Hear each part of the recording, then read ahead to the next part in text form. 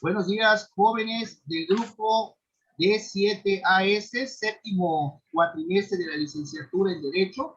Bienvenidos a la clase de Derecho Administrativo 2 del día de hoy, sábado 17 de abril de 2021, en esta cuarta y última semana del módulo. Les recuerdo, jóvenes, que hoy es su examen final de 10 a 11 de la mañana. La actividad, la cuarta actividad, que fue el último cuestionario, ya estaba en plataforma jueves y viernes. Ayer cerró. Pues hoy vamos a tener esta hora de clase, que ya se está grabando, y a las 10 abre su examen final para que lo contesten. Tienen una hora de 10 a 11 de la mañana para responder su examen final. Ya después de las 11 de la mañana, pues lógicamente el módulo queda concluido y ya sus calificaciones ya quedan a disposición de la coordinación académica para los fines legales correspondientes. ¿Ya no lo va a dejar hasta las 11? No, porque la instrucción que tenemos hoy, clase, examen y se acabó. Y ok. por eso la actividad se les avisó, se los dije desde la clase pasada, de la semana pasada, de que la actividad iba a estar por adelantado. No podía haberlo dejado hasta hoy, pero la instrucción es, hoy, ¿a qué horas tiene clase? Bueno, no, clase de 9 a 11. De 9 a 10 clase y de 10 a 11 el examen y se acabó el módulo. Entonces, lógicamente, no les puedo a ustedes dejar al aire con su última actividad. Y desde el sábado pasado, hasta en las grabaciones, se les anunció que iba a estar la actividad jueves y viernes, o sea, 2 días. Ya estaba también su síntesis, su cuarta síntesis, en la carpeta de lecturas de apoyo. Hoy tienen el examen, terminando pues la clase de hoy, de 10 a 11. A las 11 ya cierra el examen, es el examen final. Y ya con ello, pues se estaría cerrando el módulo de nuestra materia. Te reitero, no es una materia difícil, pero simple y sencillamente es un poco extensa, donde hay que estar dedicando tiempo, constancia. Pero bueno, vamos entonces a iniciar para ver en este tiempo que tenemos de Zoom, esta hora que ya está transcurriendo de clase, las unidades para cerrar el temario, que es de la unidad 16 a la 21. Primero tenemos en la unidad 16 las relaciones entre el Estado y sus servidores, la función pública. Servidor público, el concepto. Los tratadistas consideran el Estado una gran organización cuya complejidad rebasa con mucho la observada en las estructuras empresariales privadas, por grandes que sean. Al hablar del Estado, jóvenes, estamos hablando de una nación. Estamos hablando de un país, una nación, un Estado. En México existen alrededor de 3,5 millones de servidores públicos, creo que hasta un poco más, quienes representan el 7% de la población económicamente. Esto tiene en función, tiene lugar en función del cúmulo de actividades de las que se ocupa y que de manera creciente se ven multiplicadas, a su vez por el constante desarrollo de la vida social. Esto exige la satisfacción de los nuevos imperativos que surgen y que el Estado, en su papel organizativo de la sociedad, se ve obligado a afrontar mediante la prestación de los servicios en gran escala o bien con el cumplimiento de actividades que en sí mismas tradicionalmente les son privativas, abordadas en la primera parte que vimos de esta materia, la primera clase. En atención de ello, la actividad del Estado no parece tener más límites que los impuestos, o sea, no los impuestos, los tributos, no, los que se imponen a sí mismo el Estado, por lo cual crea y extingue los entes administrativos que consideran necesarios para el cumplimiento de sus fines. A través de su historia, el Estado ha incrementado el empleo de personas encargadas de desempeñar las tareas que se han reservado, pues como en las demás empresas, el brazo ejecutor para estas actividades lo constituye el trabajo humano. La incorporación de hombres abocados a la función pública desde la antigüedad trajo consigo que se formase un cuerpo de funcionarios y empleados de la administración estatal, provistos de gran influencia social. Ejemplo de esto son los casos de Grecia y Roma, en sus tiempos de mayor esplendor militar.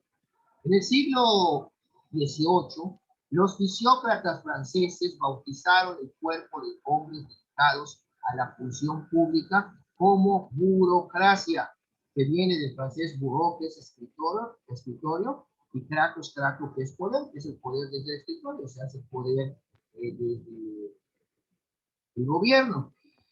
Bueno,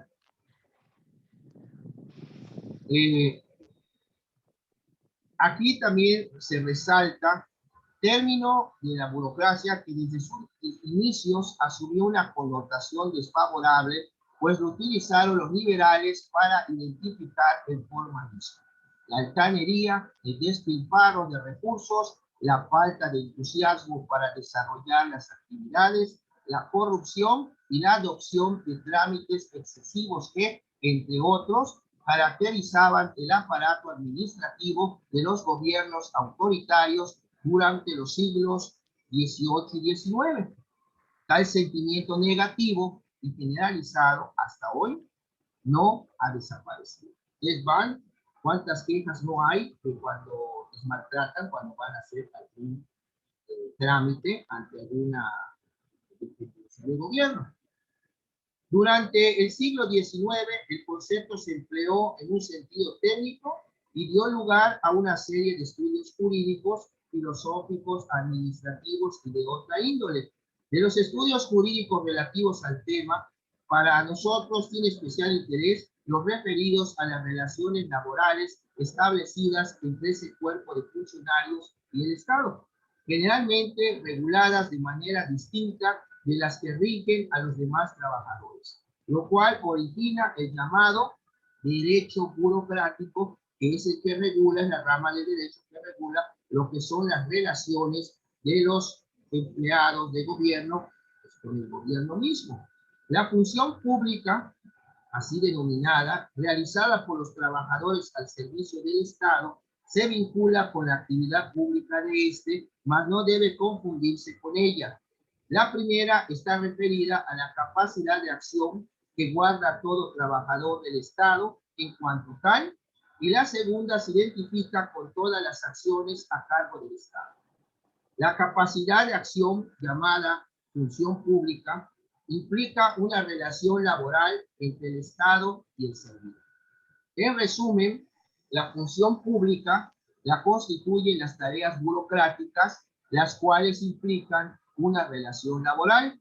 No obstante, que la función pública es de obligado análisis para los autores del derecho administrativo. En el material que se ha consultado no encontramos una sola definición suya. Curiosamente, los tratadistas que abordan el tema se limitan a definir al funcionario público y su relación con el Estado y dan por sentada la noción de función pública.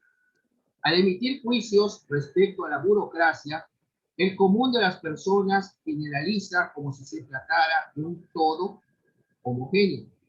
Esto resulta erróneo en virtud de la diversidad de regímenes que le son aplicables e incluso de la distinción existente según los niveles jerárquicos que se caracterizan. Regresemos, ¿cuál es el origen del término de la palabra burocracia? Este proviene del francés, como les dije, bureau, se escribe bureau, bureau, y este del latín buere, es pieza de lana, que también se conoce como oficina, escritorio, que en nuestro caso estaba referido al paño con que se cubría la mesa para atender los asuntos públicos y posteriormente a la mesa misma.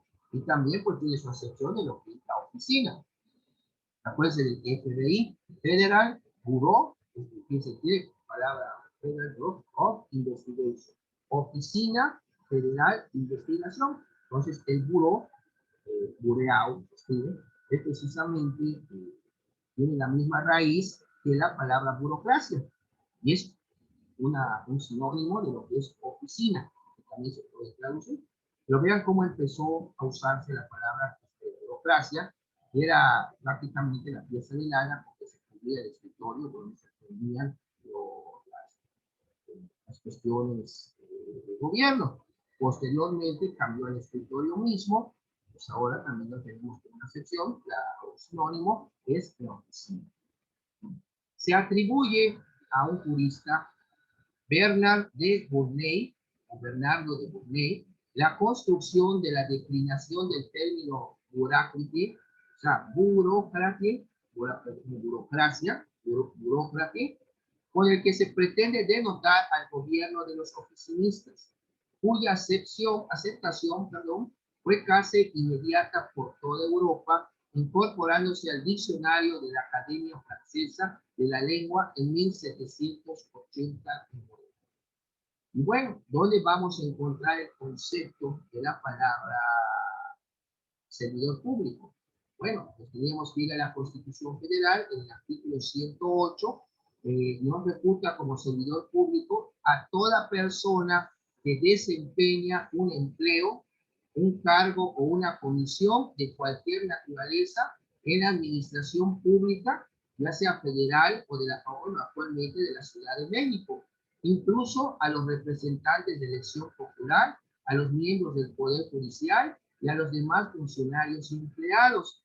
De acuerdo con ello, el concepto de servidor público es más extenso que los de funcionario y empleado. O sea, es más general, si lo ven así.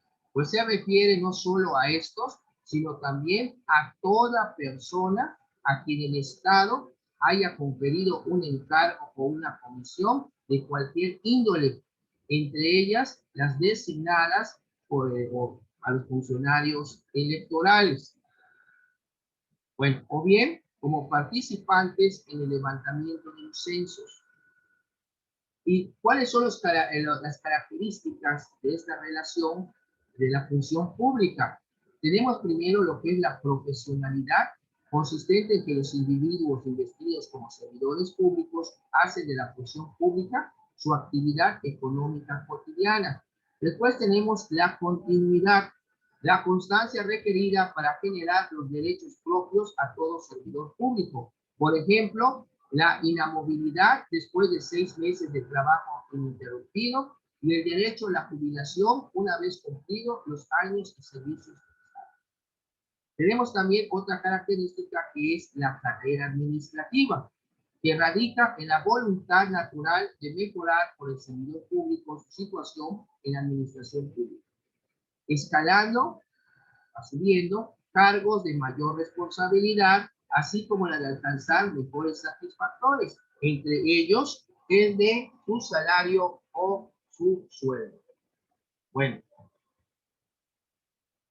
tenemos por último la existencia de un contrato en cuya virtud, una vez aceptado el nombramiento, tanto el Estado como el servidor público asumen una serie de derechos y obligaciones que son correlativos. Esto es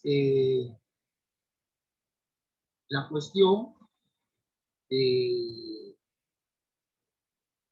lo que es la función pública. Como puede usted ver, el término servidor público, pues, un poquito de clase.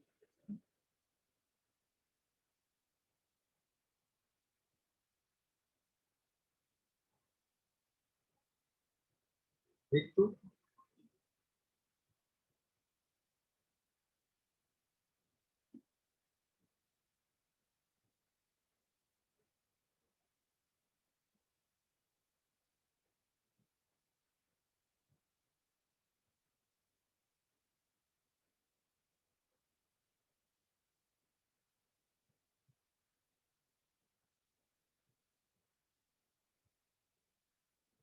¿Hay alguna pregunta hasta aquí? Entonces, no pierdan de vista el derecho burocrático, que es la rama del derecho que estudia y regula la relación laboral entre el Estado y los servidores públicos, que es una relación derivada de la capacidad de acción denominada función pública. Con esto estaríamos arrancando lo que es la unidad 17, que es la ubicación de la rama del derecho que regula las relaciones entre el Estado y sus servidores.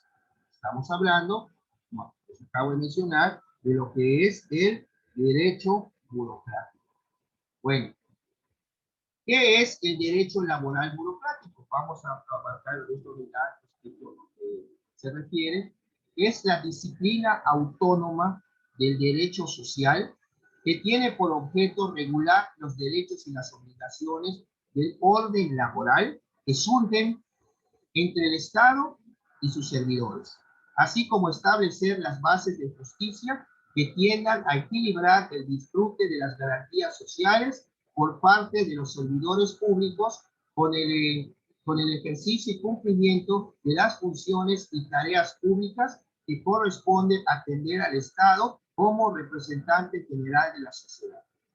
El derecho burocrático representa hoy en día la disciplina jurídica que busca, por una parte, brindar al trabajador del Estado las garantías legales que dignifiquen sus servicios y el bienestar personal y familiar por la otra. El derecho burocrático moderno está dejando en claro que deben armonizarse de mejor manera esas garantías laborales con la indeclinable determinación del Estado por cumplir con su misión central de atender con eficiencia los asuntos públicos de la sociedad y sus servicios. Actualmente se encuentra en una etapa de profunda transición que desde luego ha repercutido en las actividades del Tribunal Federal de Conciliación y Arbitraje. Bueno, tenemos que hay varias teorías que se refieren a dónde ubican al derecho del trabajo, o sea, al derecho burocrático, dónde lo van a ubicar. Tenemos, por ejemplo, las teorías que la asimilan al derecho del trabajo, el derecho burocrático con el derecho del trabajo. Por razones de sistemática, la ciencia del derecho siempre induce a clasificar todos los hechos sociales que guardan trascendencia para ella. En el caso de la relación laboral observada entre el Estado y sus trabajadores, cuya existencia ha provocado discusiones que siguen aún sin definir su ubicación en las distintas ramas del derecho. Sí es cierto, les acabo de mencionar que pues, estamos hablando de la rama del derecho, el derecho burocrático que estudia estas relaciones. Pero, ¿dónde se ubican estas relaciones? ¿En qué parte? Ya vimos que estamos hablando del derecho social, pero también por otro lado hay unas teorías que, por un lado, unas teorías que lo ubican en el derecho laboral, o sea, otras teorías que la ubican en el derecho administrativo y otras teorías que la ubican como una rama autónoma. Estas son las cuestiones respecto a esa relación que hay entre el Estado con sus trabajadores, no son sus empleados o se llaman sus servidores, que no pierdan de vista que ya vimos el concepto de servidor público. Bueno, continuamos. En la unidad 18 vamos a ver las relaciones de trabajo que están reguladas por el artículo 123, apartado A de la Constitución y pues la ley que regula las cuestiones de trabajo con la ley federal de trabajo. Ciertos organismos públicos descentralizados que se conocen, tenemos por ejemplo a Pemex, Petróleos Mexicanos, que fue creada por el entonces presidente de la República, Lázaro Cárdenas del Río, el 7 de junio de 1938. Tenemos también lo que fue la empresa paraestatal Ferrocarriles Nacionales de México. Fue un organismo público descentralizado, creado por Porfirio Díaz en 1907, nacionalizado por Lázaro Cárdenas del Río en 1937 y puesto en liquidación por Vicente Fox Quesada, pero desde una administración presidencial anterior, Cedillo, ahí se empezó a desincorporar. Tenemos también el IMSS, el Instituto Mexicano del Seguro Social. Tenemos la Comisión Federal de Electricidad, que es una empresa productiva del Estado mexicano, encargado de controlar, generar, transmitir y comercializar energía eléctrica en todo el país. La fundó el gobierno federal el 14 de agosto de 1935. Estas son prácticamente estas empresas de Estado que ustedes se dan cuenta. Estamos hablando, bueno, propiamente organismos públicos descentralizados que forman parte de la Administración Pública Federal. Bueno, tenemos también las empresas públicas que adoptan la forma de sociedad anónima. Tenemos las sociedades también conocidas como mercantiles y estatales, sociedades con forma de sociedad anónima. Bueno, y tenemos también lo que es la banca nacionalizada. ¿Qué es la nacionalización de la banca? Bueno, la nacionalización de la banca en México es un proceso mediante el cual podemos decir, vamos a remontarnos a la época de López Portillo. Estamos hablando de 1976 a 1982. La nacionalización de la banca en México es un proceso mediante el cual a principios de los años 80 determinó la elección de diversas medidas de política económica que modificaron la operación del sistema financiero mexicano. El 1 de septiembre de 1982, durante su último informe de gobierno, el presidente José López Portillo anunció la nacionalización de la banca y el decreto que sentó las bases de operación del nuevo, así como las reformas a los artículos 25 y 28 de la Constitución. En 1982 ocurrieron dos acontecimientos internacionales que alteraron el escenario económico. El primero fue la caída de los precios del petróleo en el mercado mundial, que hizo que el precio promedio del crudo de exportación de México descendiera a $28.69, o sea, 14% menos que en 1981, y un aumento en las tasas de interés internacionales, lo que, aunado al endeudamiento del país, contribuyó definitivamente al estallido de la crisis. En el mes de febrero, la especulación contra el peso y la fuga de capitales llevó a una disminución de las reservas internacionales del Banco Mundial. Bueno, esto es a grandes rasgos lo que fue la nacionalización de la banca. Se emitió dos decretos, uno que nacionaliza los bancos privados del país, pasando al control del gobierno, que establece el control generalizado de cambios. Es ahora o nunca, es cuando digo nos han saqueado. México no se ha acabado, no nos volverán a saquear. Es con ese último informe hasta golpeó con su puño en el podio, que estaba bien, hizo, bueno, no sé si realmente estaba llorando, pero con eso cerró su último informe de gobierno. Bueno, también vamos a ver en esta siguiente unidad, ya se está acabando el tiempo de este primer video, en la 19, las teorías que explican la naturaleza jurídica del acto por el cual el individuo presta sus servicios al Estado. En la unidad 19, que tenemos por un lado las teorías civilistas que mencionan que la pluralidad de regímenes característicos del desempeño de la función pública y la polémica doctrinaria sobre la rama del sistema jurídico moderno a que pertenece el derecho burocrático impiden determinar con claridad la naturaleza jurídica del acto por el cual se establece la relación, que sea laboral o no, entre el Estado y los servidores públicos. En nuestra opinión, por razones obvias, en tanto no se aclaran aquellos, no podrá determinarse fuera de duda la naturaleza jurídica de dicho acto. Vale la pena reiterarlo, el proceso de reivindicaciones laborales iniciados en la Revolución Industrial ha sido más lento en el caso de la función pública porque, como se dijo, no era considerado un trabajo propiamente dicho. Tal idea cuenta a la fecha con muchos adeptos. Y estamos hablando de lo que son las teorías civilistas, ¿no?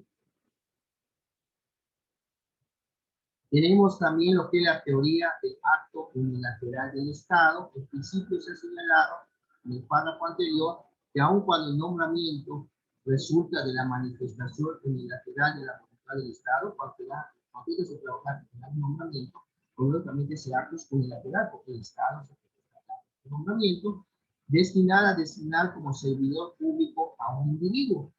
Ello no implica que las excepciones contenidas en el artículo 5 constitucional, la obligatoriedad de desempeñarse como tal y someterse al régimen jurídico correspondiente. Queda menos de un minuto, jóvenes. Todavía hay chance de 15 minutitos más de clase. Viene el corte y nos volvemos a conectar inmediatamente. Muchas gracias.